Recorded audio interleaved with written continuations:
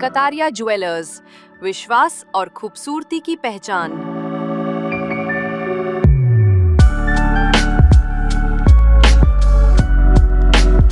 कतारिया परिवार की लेगेसी के बारे में आपका क्या मानना है? हमारा परिवार कटारिया हमारा सरनेम है।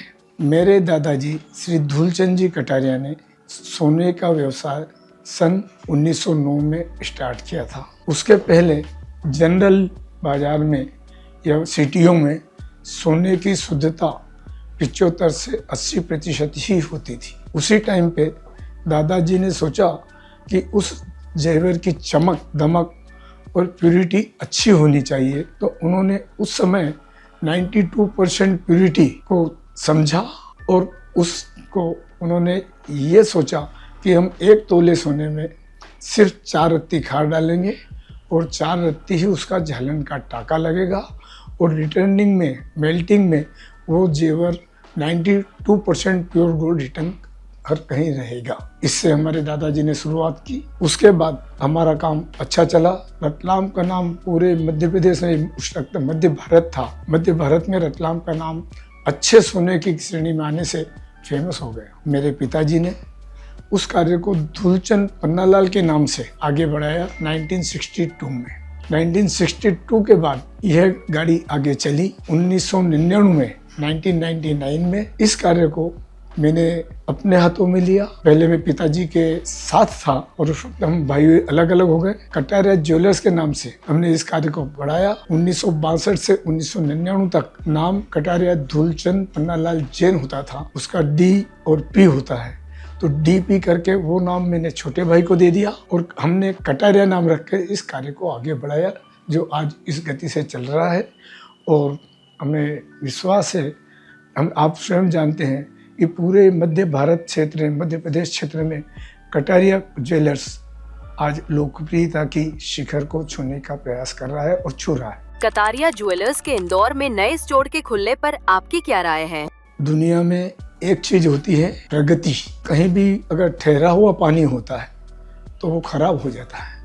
कुएं हो, तालाब हो, उसमें से अगर पानी बाहर नहीं निकलेगा तो वो स्वच्छ नहीं रह पाएगा।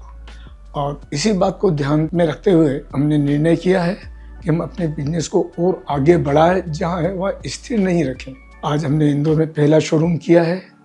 हमारे बच्चे होशियार हैं, मेरे पोते हैं, हर्ष हैं, यश है, भव्य हैं। इन्हें आगे बहुत आगे बढ़ना है और इनके लिए मुझे बिछाद करनी है, ग्राउंड करना है, और वो भी सच्चाई, ईमानदारी और प्योरिटी के साथ।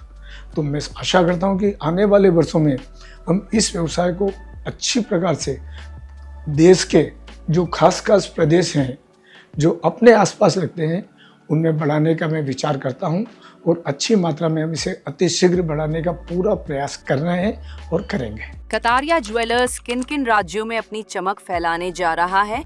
संभावनाएं मैं बता सकता हूँ, कहाँ ला पाऊँ ये तो मैं नहीं कह सकता, लेकिन सबसे पहला स्टोर मैं बड़ौदा का सोचता हूँ, उदयपुर का सोचता हूँ। 2 सिटीज तो मैंने अभी चयन की है। अभी हमारा सर्वे जारी है, हम सर्वे के आधार पर करेंगे, लेकिन मैं सोचता हूँ आने वाले 5 साल में हम कम से कम 3-4 शोरूम्स और मुहूर्त कर सकते हैं। ऐसी संभावना मुझे लगती है। इंदौर में स्टोर खुलने के बाद क्या हम कतारिया ज्वेलर्स को मध्य प्रदेश के और शहरों में भी देखेंगे? एक आधा तो होना ही होना है। अधिक की बात अपन करें तो अपने मुंह बड़ी बात करना में शोभा नहीं मिलती। सोने की कीमतों में बदलते रुझान, प्राइस पैटर्न को लेकर आपका क्या विश्लेषण है? देखिए, ये पैटर्न नहीं है।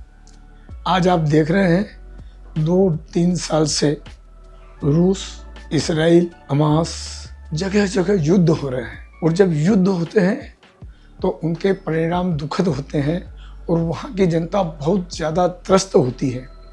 तो दुनिया में सिर्फ एक ही धातु ऐसी है जो विस्थापन अगर किसी को करना पड़े तो वो उसके साथ जा सकती है।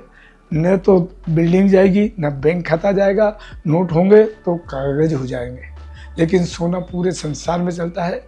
और इसी अस्थिरता के कारण पिछले 1-1.5 साल के अंदर सोने में बहुत उलट पुलट हुआ है। और उलट पुलट तो नहीं, मैं तो कहता हूँ कि वो तेजी की तरफ बढ़ा है। उसमें सोना जो है वो ऐसी धातु है जिसे आदमी जेब में रखकर भी, लाखों करोड़ों का सोना आप जेब में रख के कहीं भी जाओगे तो वो आपको पूरी दुनिया में काम आएगा।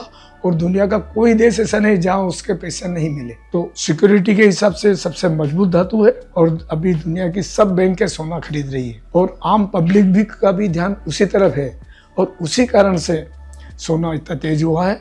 अब अप डाउन्स तो होते ही रहे हैं, वो सिर्फ आज नहीं है, हमेशा भी आगे भी होते रहेंगे। अभी भी सोना थोड़ा डाउन आया है। मैं चाहता हूँ, सोचता हूँ अगर ये थोड़ा और डाउन आ जाए तो हमारे देश में इसका व्यवसाय काफ़ी आगे बढ़ेगा। इसका लाभ पूरी जनता को मिलेगा, यहाँ के लोगों को मिलेगा। और हमारा भारत देश वैसे भी सोने की चिड़िया कहता रहा है पूर्व में। बीच में कुछ आतताइयों ने या अंग्रेजों ने या दूसरे लोगों ने इसमें बहुत लूटपाट मचाई, मुगलों ने मचाई और यहाँ का धन बाहर ले गए थे। मैं सोचता हूँ हम मोदी जी के प्रयास से और हम सब मिलकर उस संपत्ति को वापस भारत में ले आएंगे। भाव्या जी, दिव्या जी और हर्ष जी, नए उद्यमियों के लिए आप क्या महत्वपूर्ण बिजनेस सलाह देना चाहेंगे? इनको एक ही बात कहूँगा, जो मेहनत मेरे दादाजी ने की थी और जितनी मेहनत से, जितनी ईमानदारी से उन्होंने पूरे प्रदेश को, पूरे आसपास के एरिया को कवर किया और लोगों में अपना विश्वास कायम किया था, हम ऐसे कार्य करेंगे, ऐसी प्यूरिटी देंगे, इतनी वैरायटी देंगे और अच्छी से अच्छी वैरायटी देंगे, लेकिन उसे भी सबसे सुलभ और कम से कम मजदूरी जो हम लगा सकते हैं, हम इस प्रकार से उसको डेवलप करते हैं कि हमारे कम से कम खर्च में वो मिले और उसी में हम अपने ग्राहकों को दे रहे हैं आज भी। उस परिपाटी को चालू रखेंगे और पूरे उत्साह, ईमानदारी से पब्लिक का मन जीत करके हम आगे बढ़ेंगे। कतारिया ज्वेलर्स द्वारा किए गए सामाजिक और चैरिटी कार्यों के बारे में आपका क्या विचार है? सेवा का संस्कार वो भी हमें अपने पूर्वजों से, मेरे दादाजी से मिला है। मुझे पता है सन 1943 में उन्होंने जैन हाई स्कूल की स्थापना कराई थी रतलाम में। वो स्कूल आज भी चालू है। सन 1937 में उन्होंने रतलाम में पहला गर्ल्स स्कूल चालू कराया था, सिर्फ 6 बच्चों के साथ, और वो स्कूल अच्छी ऊंचाई प्राप्त कर रहा है। उसमें 1000-1500 तक की बच्चियां पढ़ती हैं और वो संस्था भी अभी चालू है। मैंने जो अभी आपसे कहा था कि मैं कुछ ज़मीन और सोच रहा हूँ, कन्याशाला के लिए ही देने का मेरा विचार है और उसमें 6 बीघा ज़मीन मैंने अपने मन में अनाउंस कर चुका हूँ कि ये ज़मीन हम उनको देंगे ताकि बच्चियों का भविष्य उज्जवल बने।